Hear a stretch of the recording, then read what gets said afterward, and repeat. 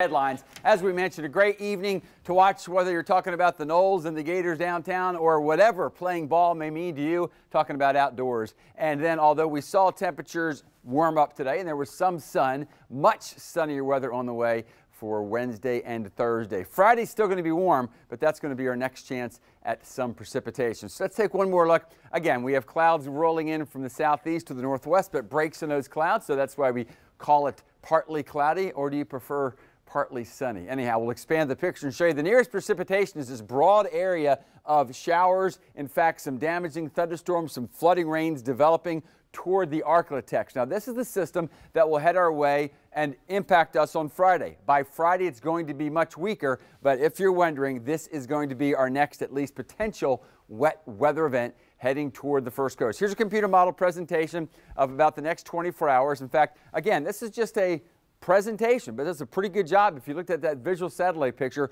of these waves of clouds coming in, but also breaks in the clouds from the east and of the southeast. That's around a big area of high pressure that will settle in between us and the Bahamas over the next 24 hours. And if anything, as we go through Wednesday, although not perfectly clear, notice an even further decrease in the clouds. So on Wednesday, this is Wednesday afternoon, some clouds out around the Gulf Stream, some clouds out toward the Florida Panhandle, but for much of northeast Florida and southeast Georgia, a lot of sunshine on the way Wednesday. The winds won't be as strong. On the other hand, it'll be a fresh breeze to help us with the heat, even on the sand. Notice temperatures going up to 73 degrees. However, I do want to note, we talked about this last week, a ground swell will be arriving, and that just means there's a lot more punch per swell, per wave that will reach the beaches. Now, this is going to be great news for the surfers, but it does mean for swimmers strong runouts in what may appear to be at times a relatively calm ocean. So that's not me saying don't go to the beach or go to the ocean. Enjoy.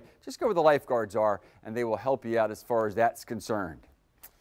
Maybe because it's Wednesday, just after work, you're back overland, but you know it's still a pretty nice day. Maybe a midday break won't be too bad. Lows in the 50s, and then lots of sunshine, but a nice fresh breeze, even if you have more clothes on than you like to wear when it's like this. Sunshine and 80 degrees. On Thursday, even warmer. Then on Friday, we have some showers roll on in. We cool down on Saturday. Let's talk about Thursday and Friday. It's what I call our next choice day. That is, if you have a choice to be out and about, only one of the 2 days, Thursday is going to be the day because that'll be the sunny day. I'm not saying all of us will have rain on Friday, but there will be some showers and some thunderstorms around. On to Easter Sunday, and as the full moon is setting in the west, we'll have first light, which is going to be about 6:30, sunrise at 7:16. We'll call it a mixed bag of clouds and sun on Easter, and a high of 77 degrees. And if you're making plans beyond Easter, it looks like we're going to warm right back up before another front arrives. So plenty of a variety,